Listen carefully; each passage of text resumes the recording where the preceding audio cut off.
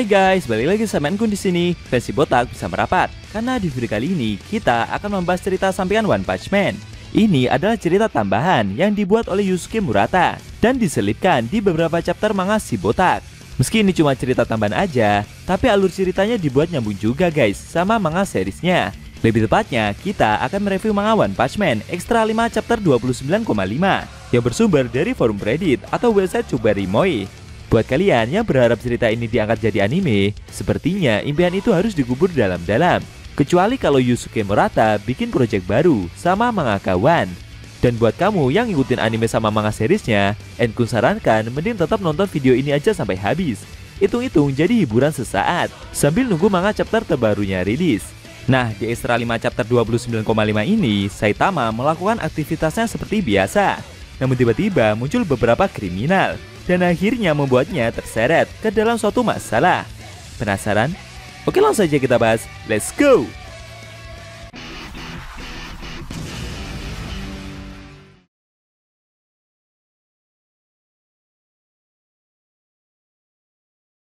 Pada awal scene, kita diperlihatkan si botak yang datang ke sebuah bank untuk melihat saldo rekeningnya.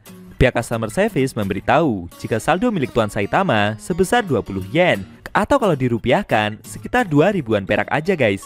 Dan parahnya lagi, rekeningnya juga sudah lama tidak dia aktifkan. Setelah mengetahui tabungannya cuma sekecil itu, si botak pun pergi. Saitama berjalan di sebuah taman dan mendatangi mesin minuman. Uang receh yang dia bawa saat ini sekitar 90 yen saja. Sedangkan dia ingin minum jus Red Bean Jelly seharga 120 yen. Melihat uangnya nggak cukup, si botak mencoba untuk meyakinkan diri jika sepertinya rasa dari minuman itu seperti layaknya sampah saja. Di luar dugaan, di belakangnya ada seekor monster buaya besar juga yang sudah dikalahkan olehnya pula. Kemudian Saitama mencoba merogoh ke tempat keluar minuman dari mesin itu. Lalu kemudian melihat ke bawah juga. Apakah di sekitarnya ada beberapa koin yang tercecer? Tidak lama setelahnya, ada dua pahlawan kelas C yang melihat bangkai monster tersebut. Mereka cukup kaget. Apa yang dilakukan oleh makhluk berbahaya sebesar ini di sini? Melihat monster tersebut yang bisa jadi beracun, membuat mereka berinisiatif untuk memblokirnya agar para warga sekitar tidak ada yang mendekat. Beberapa saat setelah berhasil membuatkan garis batas, mereka mendapatkan sorakan dari beberapa anak-anak yang sedang lewat. Kedua pahlawan ini adalah Dipet dan Funeral Suspenders. Melihat sanjungan yang terjadi, membuat mereka berdualah yang seakan berhasil mengalahkan monster itu. Pahlawan Dipet membeli sebuah minuman yang ada di mesin tersebut. Yang dibeli ini adalah minuman yang sebelumnya mau Saitama beli juga guys. Setelah membelinya, pahlawan itu mengocok minuman tersebut terlebih dahulu. Baru kemudian meminumnya sampai habis. Dan setelah itu membuangnya dengan cara melemparkannya ke tempat sampah yang berada di dekat si botak. Layaknya seorang atlet pemain basket. Sebenarnya sistem penggajian dari para pahlawan yang berada di bawah naungan asosiasi pahlawan cukup sederhana. Uang mereka akan dibayarkan setiap akhir bulan berdasarkan peringkat masing-masing.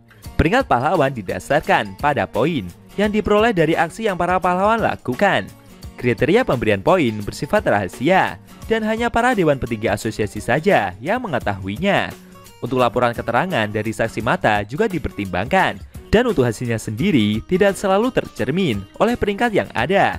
Sampai saat ini belum ada pahlawan yang mau mengungkapkan ketidakpuasannya. Karena itu akan meningkatkan kesan yang buruk. Jadi meskipun pahlawan kelas C yang berlevel rendah sekalipun, mereka juga akan tetap dibayar dengan gaji yang rendah pula. Untuk kasus Saitama sendiri, sebenarnya itulah salah satu penyebab kenapa dia jadi kere dan tidak bisa memiliki banyak uang sampai sekarang. Sayangnya, bekas kaleng minuman yang pahlawan Dipet buang tidak masuk ke dalam sampah. Dan akhirnya si botak sendirilah yang membuangkannya. Kedua pahlawan itu merasa jika tidak lama lagi, mereka akan bisa naik ke kelas B. Apalagi dengan penemuan jasad monster yang mereka temukan ini. Lalu kemudian mereka pun kembali melanjutkan patroli. Beberapa saat setelah itu, Saitama memilih kembali ke dalam bank dan meminta pihak customer service untuk memberikan sisa saldo yang dia miliki. Karena uang yang dia punya tidak cukup untuk membeli kaleng minuman. Namun tiba-tiba terdengar keributan. Ternyata ada perampokan yang dilakukan oleh komplotan kriminal dan dipimpin oleh seorang buronan kelas A yang bernama Bulbul. Para warga dibuat panik gak karuan dan pihak security telah berhasil dijatuhkan pula. Bahkan mereka juga mendapatkan seorang bocah dan dijadikan sebagai sandera. Si botak sendiri yang melihat kejadian tersebut hanya menoleh. Tapi tidak lama setelah itu, pahlawan D-Pad dan Funeral Suspenders datang menolong. Melihat kemunculan mereka, Bulbul segera menyuruh para anak buahnya untuk maju menyerang. Di luar dugaan, dengan sigap, satu persatu para kriminal itu berhasil mereka kalahkan. Das.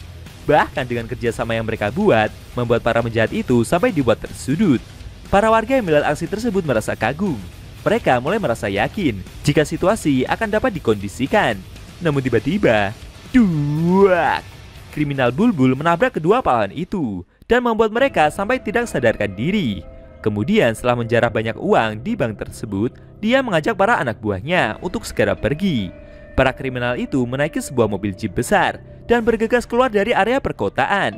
Ketika dalam perjalanan, anak buahnya bertanya, apa yang akan mereka lakukan dengan sandera anak kecil yang mereka bawa ini? Tuan Bulbul menyuruh mereka untuk menjatuhkan saja bocah itu dari atas gunung. Namun tidak lama setelah itu, mobil yang mereka kendarai tidak bisa mereka kemudikan dan seperti berjalan sendiri menuju pusat kota. Kejadian tersebut membuat mereka semua jadi bingung.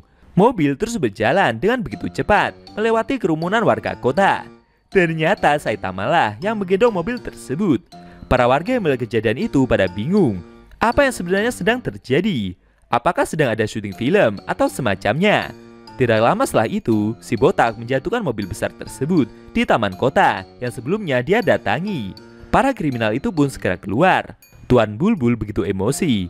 Dia sebenarnya tidak tahu dengan apa yang sedang terjadi. Tapi sepertinya pria botak inilah yang membawa mereka sampai ke sini.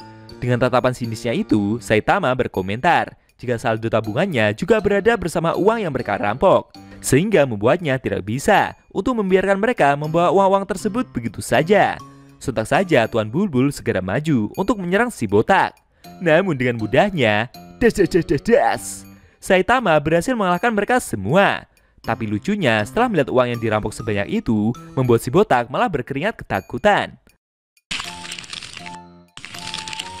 Dia tidak bisa meninggalkan uang tunai sebanyak ini berserakan di sebuah taman seperti sekarang. Ketika Saitama masih bingung untuk mengangkut karung-karung uang itu, tiba-tiba anak yang sebelumnya disandra memanggil si botak sambil memberikan ucapan terima kasih. Bocah itu mencoba mengambilkan dompet sakunya untuk dia berikan kepada si botak, meskipun jumlah nominalnya sedikit. Namun dia begitu ikhlas memberikan semua uang jajannya itu karena Saitama telah menyelamatkannya. Tapi si botak tersenyum dan menolak pemberian tersebut sambil meminta bocah itu untuk menggunakan uang jajannya demi sesuatu yang lebih penting. Beberapa saat kemudian Saitama pun pulang ke dalam apartemennya dan menceritakan soal kejadian yang dia alami kepada Genos. Si botak bertanya kepada muridnya itu, apakah penampilannya ini membuatnya terlihat begitu miskin? Tapi pahlawan kelas S tersebut menjawab jika bukan soal itu yang dia pikirkan. Lalu Genos memberitahu gurunya jika dia telah memberikan minuman kaleng yang sebelumnya Saitama cari. Si botak cukup terkejut melihat muridnya yang bisa mendapatkan minuman itu, karena untuk rasa yang satu ini sangat sulit dia dapatkan. Genos bercerita jika dia memberikan gurunya satu kardus besar sebagai pasokan. Saitama berkomentar jika muridnya ini begitu kaya. Namun setelah mencoba meminumnya, ternyata rasa dari jus buah tersebut seperti sampah. Dan itu sesuai dengan prediksi yang sebelumnya si botak kira. Padahal tanggal kadaluarsanya masih ada 2 tahun dari sekarang.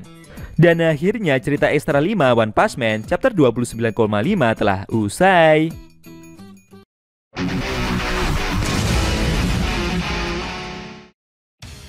Nah, itu tadi review Extra manga One Punch Man versi Murata. Saitama yang pulang ke rumah dan menceritakan kejadian yang dia alami kepada Genos, mulai dari ingin membeli minuman kaleng hingga terjadinya suatu perampokan bank. Bagaimana menurut kamu? Jangan lupa tinggalkan komentar kalian ya. Kalau mau nonton review Extra chapter selanjutnya, bisa klik link di deskripsi. Linknya udah Mimin taruh di sana kok. Buat kalian yang nonton review manga One Punch Man secara maraton, baik itu versi manga One atau Yusuke Murata, linknya ada di deskripsi juga ya guys. Oke. Tekan like kalau suka sama video ini dan dislike kalau nggak suka. Jika ada kata-kata dari Enku yang kurang pas, Enku mohon maaf. Dan sampai bertemu di video review ekstra manga One Punch Man versi Murata selanjutnya.